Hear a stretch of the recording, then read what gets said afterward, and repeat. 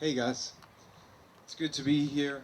Um, firstly, I'm a type of person that is I love information, and some of the information I studies are individual studies that um, the study of people and how they retain information. One of the studies that I immersed myself within recently was done by a small university. You might have never heard of it. It's called Harvard. You ever heard of Harvard? Yeah. Well, the study states when during a speech like this, if you are interactive, you actually retain 90% of the information. As opposed to if you're in a passive state, you're looking off to the left or the right, you're not engaged, you only retain about 30% or less of the information. So, who wants to retain 90% of information? Raise your hand. Say I. Loud. I. Okay. So, who is Marc Megna? Why is he here? There's three things I'm going to talk about today. The first thing is confidence. The second thing is vision. And the third thing is conviction. Conviction. So I'm going to tell you the story the only way I know how to tell the story, and that's picture a young boy. I want you to look. Picture a young boy. He's about this tall. He's about 10 years old, and he is short, out of shape. You could say chubby. He's fat. He's fat. I'm not gonna say chubby. He's lazy and he avoids work or anything that's going to require lots of energy. So this young boy doesn't have too much direction. Doesn't have many friends. He doesn't have. He doesn't participate in athletics. He's just a wallflower. You ever been to a party and that kid is leaning up against the wall? He's a little bit insecure. He's shy. His head's down. He doesn't look people in the eye. You know someone like that? Have you ever experienced that? Yeah? Okay. So this young boy, I mean, he like I said before, he has low self-esteem. He's bow-legged, pigeon-toed. He's just the type of kid that he has a good heart, but he lacks direction.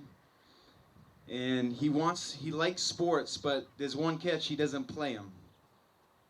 And he likes athletic things, but he doesn't participate in the sports.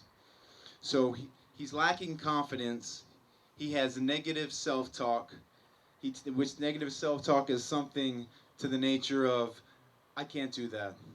I mean, he was at youth football for one day, and the coach told him to take a lap around the goalpost, and he would fake an injury because he was so lazy.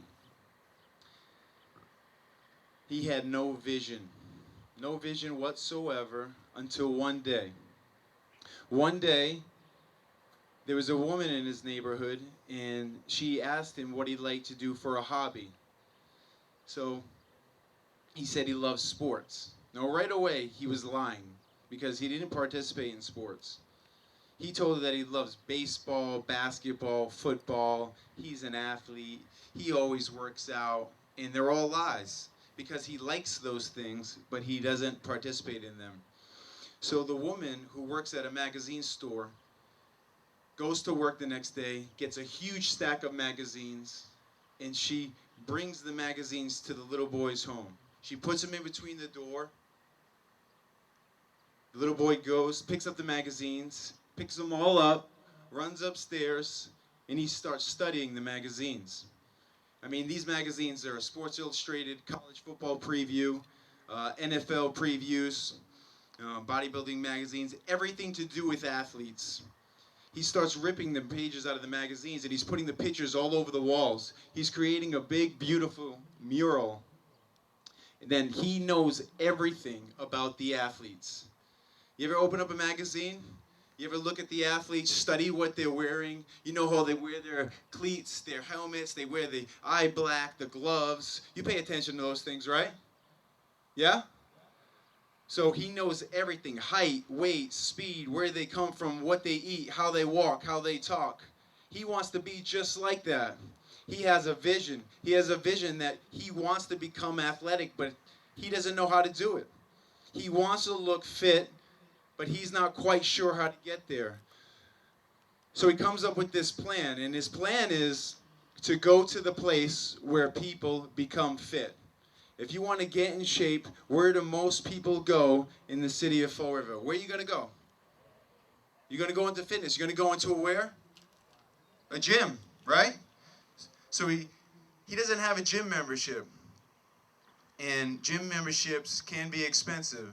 So he knows one gym where everyone works out, and that gym at the time was called Bodybuilding Plus. He knows it's $250 to get a gym membership. Now keep in mind, he's only, now he's about 13 years old. He doesn't have a gym membership, so he begs his mother for a gym membership. And he says, I promise you, if you buy me this gym membership, I'm going to get in the best shape of my life, and this is the only thing that I want for my birthday. Now you can imagine a mother who works several jobs in the early 90s, $250, that's a lot of money. You don't just hand it out, right? So she believes in him, as all moms do. And my mother always told, she said, you know, you could be anything you want. I'm going to get you this gym membership. So she gives the money to the little boy. They go together. They sign the papers, the consent form, because he's not supposed to be in the gym at 13 years old. There are rules, right? So now he's got the gym membership. He walks into the gym. He's in the gym, but he has no idea what to do. So you guys train. You've done the bench pressing, the squats, the dumbbell rows, the lifting, the training. He doesn't know what to do. So what does he do? He watches everyone in the gym, and he starts to learn by watching. So when someone leaves that area of the bench press, he goes to bench press the way they do. Don't forget, he doesn't know what he's doing, so the only way he can learn is by watching. So he proceeds to follow everyone around the gym and do what they do. So now he starts to train. He's liking it. He's liking the way it makes his body feel. The more he trains, the more he wants to train.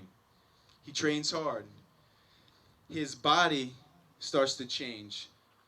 His body starts to catch up with his work ethic. He likes the way it makes him feel. He's walking with his head high. He's feeling confident. He's feeling pretty good. He goes out for the high school football team. You know, he doesn't know how to play football, but he knows he wants to play and he wants to be good. So he's fortunate to be surrounded by some very positive people, some great coaches. And the coaches all have the same thought that he might not be that good, but he gives lots of effort. He is going to keep coming and coming so we can teach him the rest. So it's a funny thing. When he starts to become good at sports, all of a sudden, now this little boy who was shy, insecure, didn't have any friends, now he's got lots of people who want to be his friends. And now people are inviting him to parties. It's funny, when you excel at something, people gravitate you and they want a piece of that. They want to hang out with you and spend time with you. So he finds himself at several parties. You know, he used to make time just to train and just to run and just to lift and get his body fit. Now he's at these parties and he finds himself with a beer in his hand and he's having a few drinks and he's having a good time and he thinks he's cool. And then all of a sudden, what's the next step you graduate from after a beer and drinks? What's next? What? Well, he's got someone offering drugs, and they're right on the side there, and he's thinking, wait, this is what cool kids do. And all his friends, you got to keep in mind, these are his friends, and these are the same people telling him, no, man, this is cool. Mark, you got to just relax. You can't train all the time. You can't lift weights all the time. You got to learn to relax. You train hard, you party hard. He's going, yeah, that sounds right.